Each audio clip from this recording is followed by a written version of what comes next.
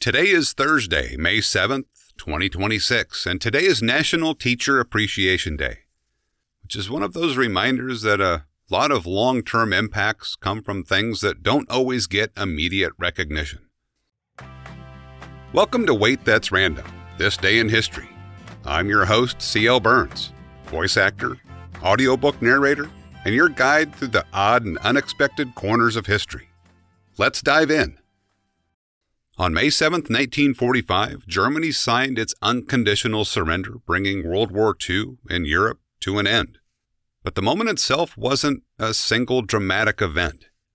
It happened in a schoolhouse in Reims, France, a relatively quiet setting for something that carried global weight. The document was signed in the early hours of the morning, and even then, the news didn't spread instantly. What's easy to miss is that the official celebration didn't happen till the following day. May 8th became known as VE Day, because coordinating that kind of announcement across multiple countries took time. So even though the war had effectively ended, people experienced that ending at different moments. And that says something about how events like this actually unfold. Because even something as definitive as the end of a war doesn't happen all at once. It settles in gradually, depending on where you are and how the information reaches you. And sometimes, a moment doesn't need a large audience to carry weight. On May 7, 1824, Ludwig van Beethoven's Ninth Symphony premiered in Vienna. At the time, Beethoven was almost completely deaf, which meant he couldn't actually hear the performance the way the audience did. He still conducted, followed the score, led the orchestra. But at the end, he continued moving through the motions, even after the music had stopped. What happened next is what people remember. One of the performers turned him around so he could see the audience, standing, applauding, responding to something he couldn't hear. And that moment has stayed with people ever since, because it's not just about the music, it's about the contrast. Creating something at that level without being able to experience it directly, and that adds a different kind of weight to the work itself. Sometimes the impact of something isn't just in what it is. It's in the conditions it was created under. And sometimes what carries weight isn't the moment itself. It's what it represents afterward.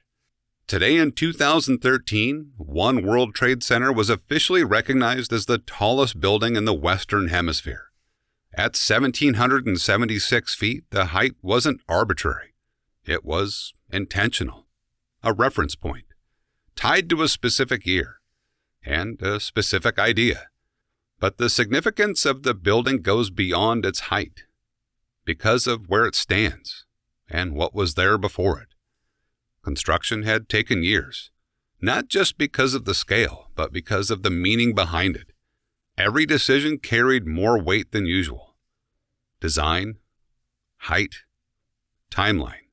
What stands out here isn't just the finished structure. It's what it represents after completion. Because in this case, building something wasn't just about creating something new.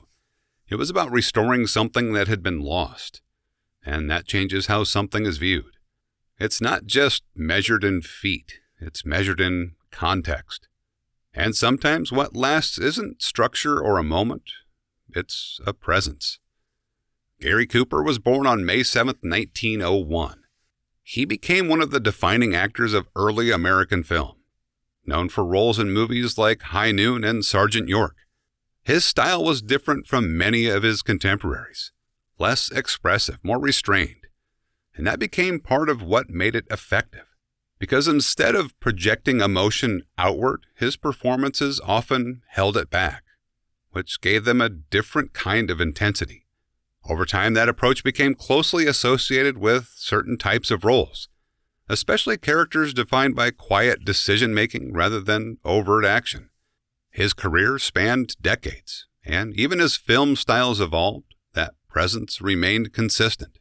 Sometimes what defines someone isn't how much they show, it's how much they don't. At first, these don't seem connected, but they really start to line up. An ending that unfolds gradually. A moment of recognition that comes from others, and a structure that carries meaning beyond its form.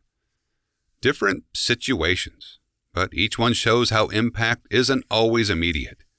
It builds and then settles in over time. Anyway, that's a bit of what came together while working through May 7th. We'll see what the next day brings. If you'd like to hear more of my work or explore the books and projects I've been a part of, you can find it all at waitthat'srandom.com. I'm C.L. Burns, and I appreciate you stopping by.